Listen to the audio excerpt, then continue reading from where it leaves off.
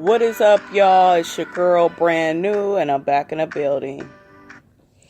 Okay, I'm back in the building for a recap of Real Housewives of Atlanta. This is season 10, episode 3. This episode was so much better than the one before. I'm going to just say this, and I don't know how y'all feel, but this show definitely needs Nene. They all are just very boring without her. Like, her storyline is something real, I feel. I don't know. The energy is just different. And then the motherfucking episode after this one is really where I need to be. That's where I'm at with it, with the drama with Kim coming back and Marlo and Nene getting into it, but working it out. Like, that's where the fuck I'm at with it. I'm ready to be right there, but we go do this. This was a little bit better. It wasn't where I needed it to be, but this was a little bit better. But you bitches are a bit boring, in my opinion, without Nene. Okay, let's get started. First, we have Portia, her mom, and her sister Lauren. They are doing some body wrapping. I noticed at first I thought that Nene was being shady with Portia about her weight. But, Portia has really put on some weight. And I'm not at all saying she looks bad.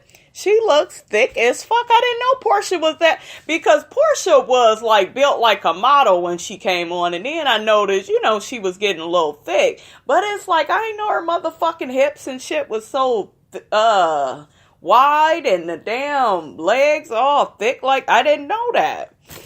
But yeah, she done got thick as fuck. She's calling it grown woman weight. I guess, Portia. You look good though, girl.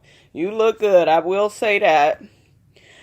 Okay, and then they had a confessional look where Portia was in there looking beautiful. She looked really pretty right there.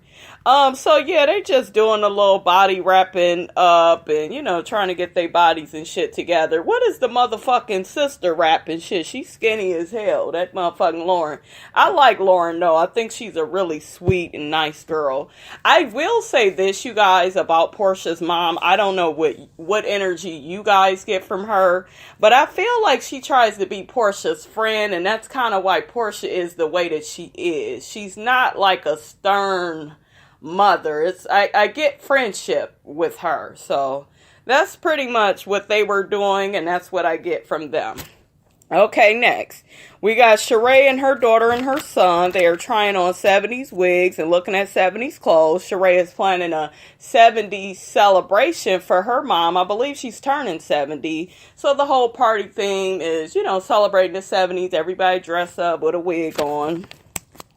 And Sheree got to talking about how people smoked a lot of weed in the 70s, and she thinks her mom smoked a lot of reefer. That's what the older people call it in the 70s. So, that was a nice little cute scene. Next, we have Cynthia. She is on a date with this guy, Will.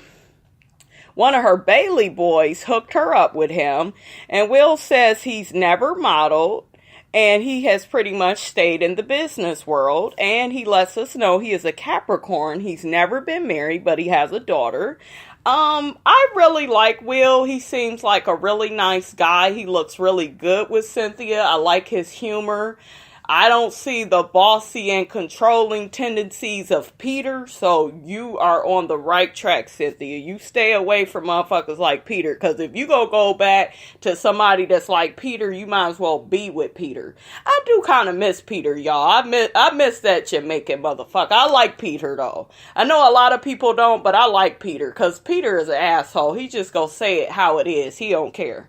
So anyways, Cynthia says that she feels connected to Will, even though she really just met him, but she feels connected to him, and he's the male version of her. And she said that, them talking and hanging out, it feels pretty easy. And then that damn Will says, I'm actually not easy, and I'm gonna make you wait. I thought that was so funny. So next we have Nene and Greg. They are relaxing by the pool, talking about, how hot it is out. And then that damn Brent, he comes out ready to head out. That motherfucking Brent done got big, y'all. God damn. They went back to the clips when he was a child and until now. Woo, that boy done been doing some growing and eating. And then that damn Greg said, today is National Get Your Daddy Something Day. I thought that was so funny. Then Greg asked Brent to bring him back some dessert. And Nene says that Greg don't need no dessert. And then Nene starts telling Brent, because Brent is, about to leave the house. She was like, well, make sure you text me right back. You don't text right back all the time. I like it when people text me right back. And I'm just sitting here like, Nene, this sounds familiar to the point where, remember y'all, maybe it was season 6 when she was calling Portia a bad friend and she don't text right back. And that took me right back to there. Nene don't play about motherfuckers texting her. She don't want you texting her back late. You gotta text Nene right back. Like, if she say good morning, she wants that shit right back. So I feel you, Nene. Okay, then her and Greg, after Brent leaves, they end up talking about what Brent will do with his life. Nene says that she has, her own little comedy show, and she may get him into that and some acting. Okay, so next we got that motherfucking Todd, Candy, Don, and Carmen. I can't stand these motherfuckers. I don't know how y'all feel about them, but they get on my motherfucking nerves. I started to skip they motherfucking part because they always so shady and be wanting to talk shit about people. Then when you say something about them, they want to take up for Candy and they just too much. Anyway, Todd says his daughter Kayla is stressing him out. He doesn't trust some of the people she may be involved with. And Carmen had made a comment saying, well, you just different with new people. Y'all don't do good with new people. I guess she's talking about Todd and Candy. They don't do good with new people being introduced by, I guess, Kayla or, the other daughter. Where the hell is Riley at? Where's she at? Okay. Next, Todd says that they have a lot of employees and he doesn't trust anybody enough to give them the keys. So they are doing a lot of letting people in. Carmen has to come let people in. It's a lot of that going on. Which is fine because, shit, you don't want to be giving your motherfucking keys to motherfuckers you don't know. So you better keep it in the family a little bit. Something, shit. Oh, I damn near kikied on the one part. Remember, y'all, when that damn Johnny was suing Candy? Candy said she had to spend over $60,000 in lawyer's fees dealing with that motherfucking Johnny. Who would have known that he would have had Candy paying that much in lawyer's fees? I really didn't think that situation with him and her would go like that. I thought that he wouldn't really have too much of a case. Maybe a little something, but not running up $60,000 in lawyer's fees. I couldn't get over that, but that was a little laugh. I was like, damn, Candy, he kind of got you, honey. But anyways, Candy is looking for a new assistant because Carmen is starting her own insurance agency. I guess she used to do it and she's going back into that line of work. And Candy is going to be invested in that. And then Candy, somebody asked her about how the girls are doing. I think Don Juan did, and she was just saying it's been a lot of arguing and back and forth, and we can tell that by the motherfucking show, Candy. You motherfuckers can't get along worth shit. Then she ended up talking about Kenya, how Kenya got married, didn't tell her, Candy, Kenya is not your motherfucking friend. When are we going to realize the bitches on this show is not friends? Y'all are just doing a motherfucking show. We get it. Next, Candy mentions Shamia's bridal shower and how she didn't talk to Portia. And Don says, you didn't take a drink or nothing from her, right? And it's just like, this situation with Portia is old. I understand you being upset, Candy, but if you ain't gonna fuck with Portia, then don't fuck with her. You don't even need to bring her up because everybody knows that you don't fuck with her. You still mad at her. So why are y'all even talking about her? And that motherfucking Carmen gets to talking about how Portia's legs stay up. And then Candy, but she can't go watch her best friend get married. She already went to one motherfucking wedding. How many motherfucking weddings she need to go to prove she's a friend? That motherfucking Shamia, y'all, she wouldn't be no friend of mine. Because I don't like how Shamea and Candy are cool and they both instigating this whole thing. Whatever is between Shamea and Portia should be between Shamea and Portia. Candy shouldn't have an opinion one way or the other. But that's why I can't with Candy and Carmen. So they were joking about that shit. About Portia always having an excuse and her condition. And then they asked Candy how much did she pay for her ticket to go to Africa. She said $5,000. Don said, well, why you ain't tell Portia how much it costs? And Candy talking about some, what? I don't talk to her. So that's it with that, y'all. They just get on my motherfucking nerves. Motherfucking candy-coated clique. I don't like the motherfuckers. Anyways, we got Kenya and her motherfucking dogs. Motherfucking King and peed on Kenya's wedding dress. And she's, oh, well, he's not the only king of the house anymore. And, my husband this. And, bitch, we ain't even seen your husband. So, girl, whatever. Then she gets on the ash machine. First, y'all, I didn't know what the fuck this bitch was doing. She gets on the ash machine talking to her husband and saying how, she misses him and... It was just really weird. Then they had the phone up to the motherfucking camera and she got him in there as baby. And she's telling us how, they see each other every weekend and they talk throughout the day. And I'm just looking like, if y'all see each other every weekend, of course y'all are talking throughout the day. Y'all are together, right? I mean, damn. It just feels like Kenya is just putting too much on. If you are not going to show us your man, don't even show us this bullshit. I don't even care to see it. So, oh my God, y'all, that motherfucking Kenya was just, my motherfucking eye is twitching right now because she's so fucking annoying. But what was so motherfucking funny, what really got me, you guys, is when the motherfucking ash machine kept cutting that bitch off. And it was kind of like they was like, bitch, you're lying. Oh, well, that's all you can fit on the message. Like, it kept doing that to her. Her dumb ass kept calling back, leaving messages. Kenya, what the fuck wrong with you? You crazy. You crazy as shit. What is your problem, girl? Okay, so next we got Sheree.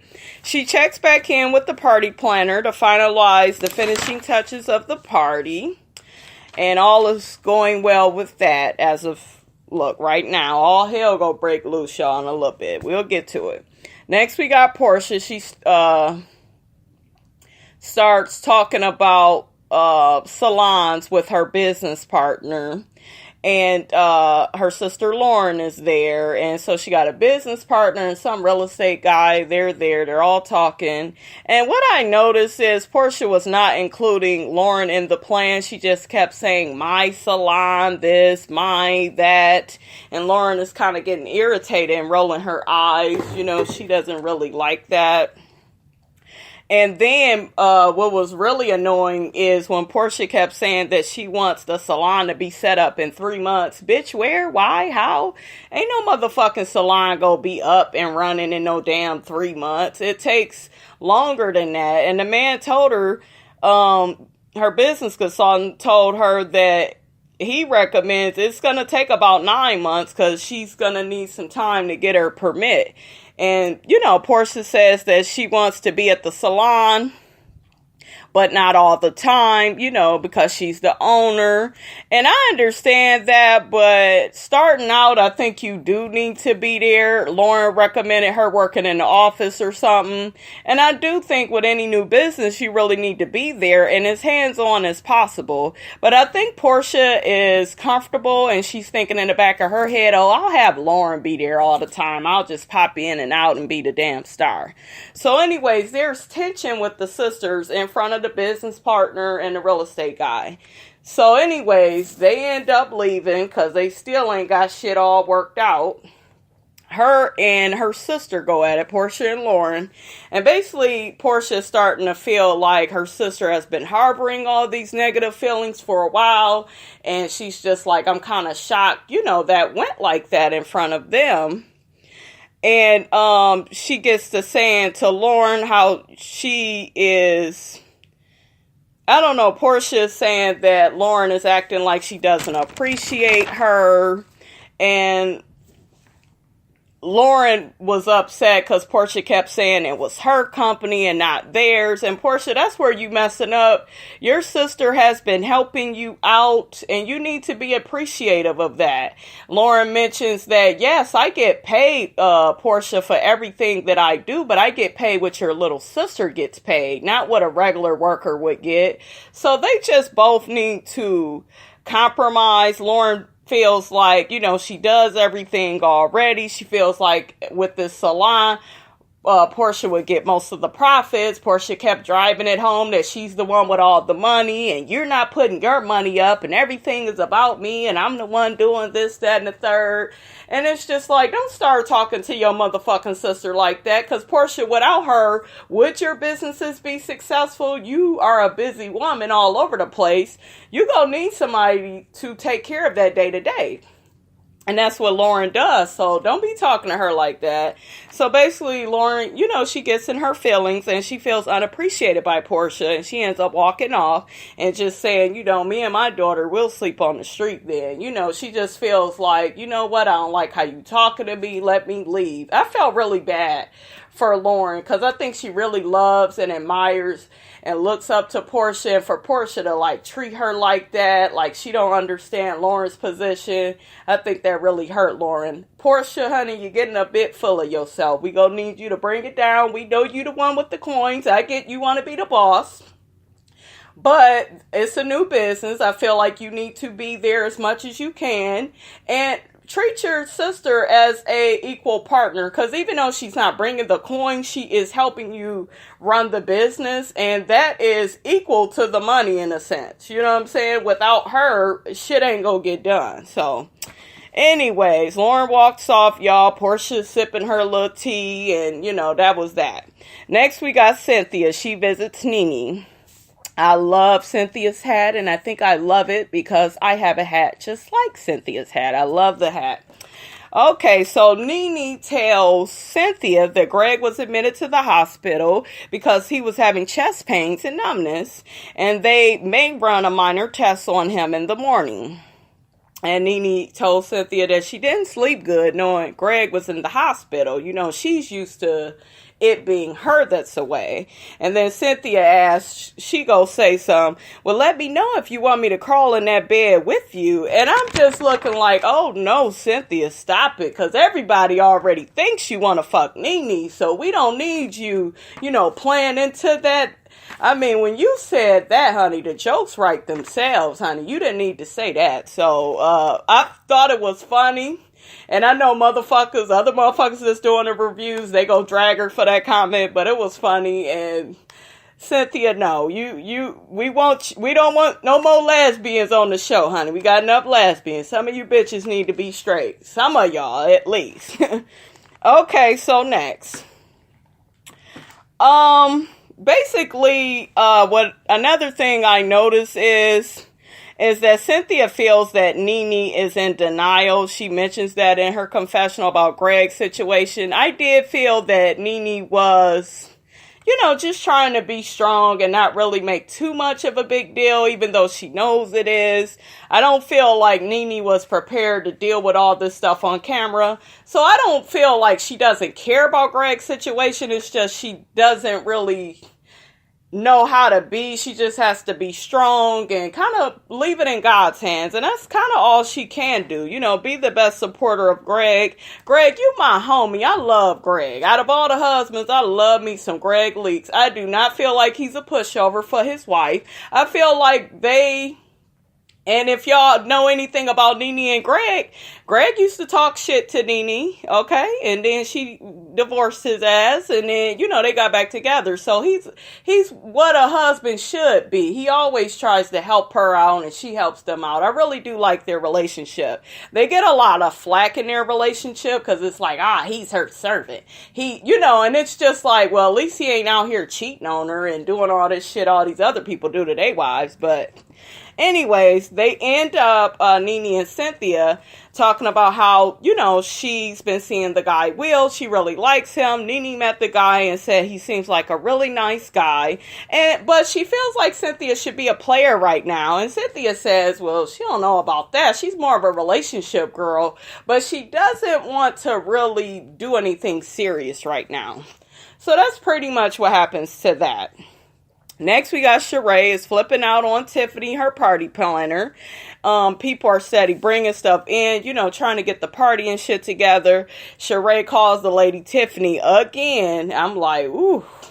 Sheree wasn't motherfucking having it. Y'all remember they showed that motherfucking clip. Y'all remember years ago when Sheree cussed out the one motherfucking party planner? She was like, oh, what the fuck you want? Remember her veins and shit was popping the fuck out? I was cracking the fuck up. Oh. What did she say? He was like, he was like, you better watch yourself before you get checked. And then that's what Sheree said. Who gonna check me, boo? She said that shit all lax and shit. I was like, oh, shit. So that shit was funny when they brought that back up. And she pretty much was telling Cairo, Sheree was, that she has to be nice to this bitch Tiffany until she gets all the stuff she needs from her. So Sheree is irritated. Next we got Kenya and Cynthia. Kenya tells Cynthia her and her husband have been having lots of sex. Kenya tells Cynthia to go slow with Will. And Cynthia's in her confessional like, bitch, didn't you just get married after knowing this motherfucker only 3 months? So Cynthia, don't you dare listen to a confused ass non-relationship, non-bringing your motherfucking husband onto the scene type of bitch like Kenya. Don't you dare. Don't listen to that bitch. She don't know nothing about shit. Anyways, Kenya says to Cynthia, well, don't ask him if he's sleeping with other women, and don't sleep with him unless you can handle it, handle not being so attached. And then Kenya was like, you gotta assume, Cynthia, he's sleeping with other people. So, just be cool on that. So I'm like, whatever, Kenya. Anyways, next we have Sheree. The party planner sends a text. Ooh, the bitch canceled by text, honey. She didn't want to see Sheree, honey. She cancels by text. And the daughter gets it and tells Sheree. And basically Sheree reads it and it's just telling her to pick up her stuff from somebody else. Sheree is pissed off. Her daughter is pissed off. Then Sheree ends up calling the girl Tiffany on the phone saying, hey, it's my mother's party. I can't believe you doing this shit to me. I done paid money for this shit. She goes the fuck off on her saying the bitch ain't allowed up in this motherfucker ever again. And that was pretty much that, honey. Woo, that motherfucking Sheree looked like she was about to knock a bitch out in that scene. Okay, so next we got Nene comes to Kenya's house, notices her husband's closet, and notice that the clothes still have tags on them because that sneaky ass Kenya then went out to the store and bought the shit so it could look like her husband is there. Kenya, I got my good eye on you, bitch. I see how you set up shop. Next, you got Cynthia. She asks Nene how Greg is doing. Nene says he's elevating his feet at home. He's doing a lot better. Next, we are at the party. Sheree is Donna Summers.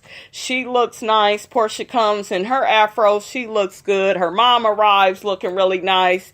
And Nene comes in saying Neverland no longer exists. She said the Chateau Sheree is beautiful. I love how she didn't really shade her, and say, well, damn, it took your ass 10 years. She just said it was beautiful. I like that. Nene says that she hasn't seen Portia since Cynthia's 50 Shades of Cynthia party, and she doesn't see her now, honey. The shades. But yeah, we don't talk to bitches. That could be a problem for us. We don't do that. So I'm with you, Nene.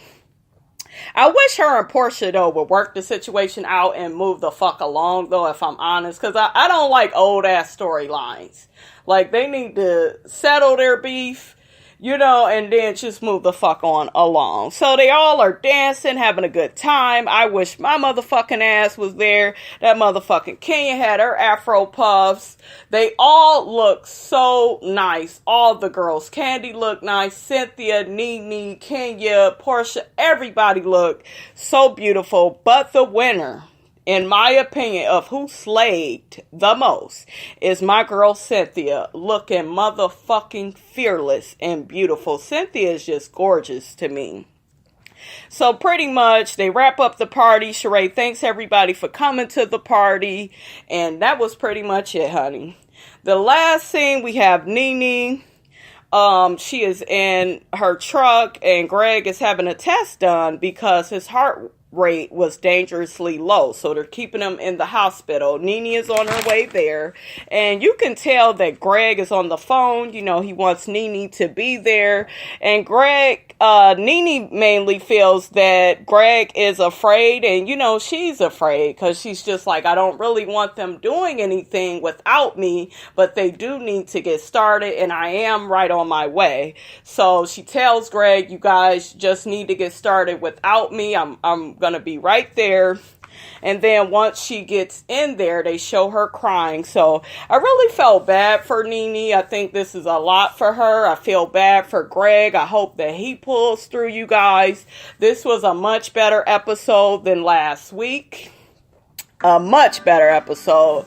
But that is it of Real Housewives of Atlanta. Don't forget to rate, comment, and subscribe. It is your girl Brand New, and I am out.